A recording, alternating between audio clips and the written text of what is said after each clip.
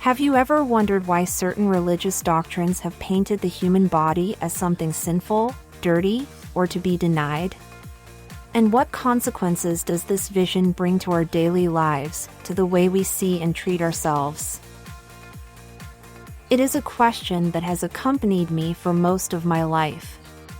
It is not only a philosophical reflection, but a personal wound that I have carried inside for years and that has shaped my relationship with myself, my body, and my spirituality.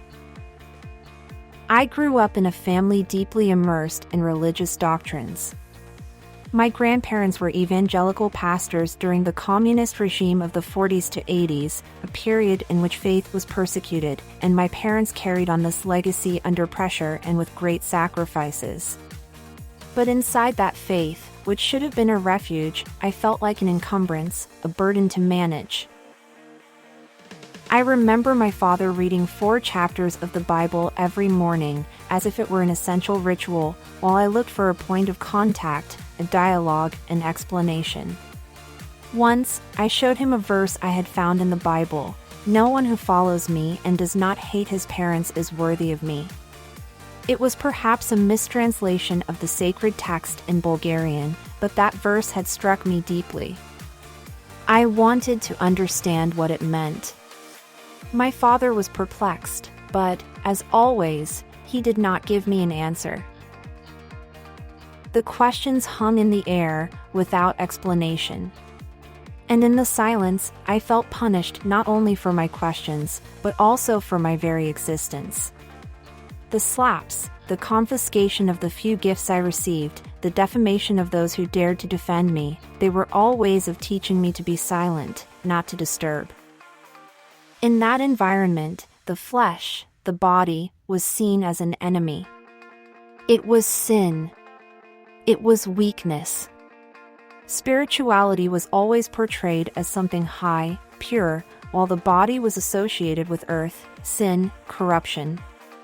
I couldn't help but notice how unfair this dualism was. It was as if a fundamental part of who we are, our bodies, our humanity, was something to be denied or fought. But what are the consequences of this vision? What happens when we are taught to despise our bodies? When we see ourselves divided between soul and flesh, between spirit and matter? The first consequence is shame. A deep shame that creeps into us from an early age. We are ashamed of our desires, our emotions, our physicality.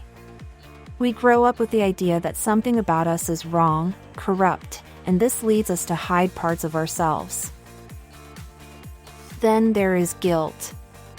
A guilt that almost becomes a life companion, a constant weight that reminds us that we are never enough, that we are never pure or worthy. Finally, there is separation. Separation from ourselves, from others, from nature. When we are taught to deny our bodies, we lose touch with our humanity, with our authenticity. We become strangers to ourselves and to others. But why have these ideas taken hold? Why has the body been painted as something wrong? The answer is complex, but part of it is control.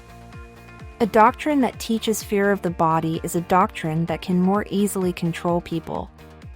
If we are ashamed of ourselves, if we feel that we need redemption, then we will be more inclined to follow those who promise us salvation. This is the deception of sin. We have been told that we are sinners, that we must redeem ourselves, that we must deny our bodies to achieve some form of spiritual purity. But what if this is not the truth? What if our bodies are not an enemy, but an essential and divine part of who we are? Starting to see the body as something sacred is the first step to free ourselves from these chains. The body is not the enemy of spirituality. Rather, the body is the instrument through which we can live our spirituality. There is no division between physical and non-physical, between flesh and spirit. They are two sides of the same coin. When we begin to see the body in this way, we change our relationship with ourselves. We begin to take care of ourselves, not out of fear or guilt, but out of love. We begin to live in harmony with ourselves, with others, and with nature. This series was born out of my desire to bring clarity to these issues. It is not a series to complain or judge, but to enlighten. I want to share what I have learned along my journey, the truths I have discovered, and the questions that have accompanied me. My goal is to offer a new perspective, one that unites spirituality and physicality, that helps us free ourselves from shame and guilt, and that allows us to live more authentically and joyfully. In this first video, we laid the groundwork.